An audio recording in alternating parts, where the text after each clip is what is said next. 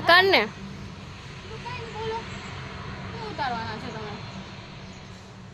આ જમીન અમારી છે, આ જમીન પર કેસ ચાલતો છે.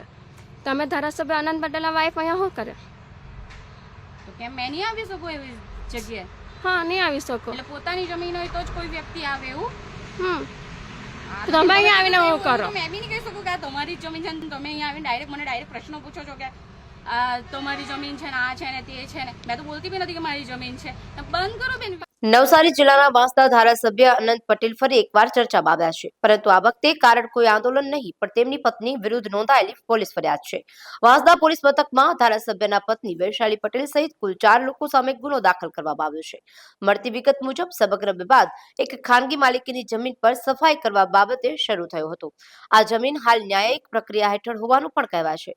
ફરિયાદી સાધના પટેલને આક્ષેપ છે કે વૈશાલી પટેલ અને અન્ય 3 લોકોએ તેમની માલિકીની જમીનમાં ગેરકાયદેસર રીતે પ્રવેશ કર્યો હતો. મામલો માત્ર બોલાચાલી સુધી સીમિત ન રહ્યો, પરંતુ વાત વણસી જતા મારપીટ સુધી પણ પહોંચી હતી.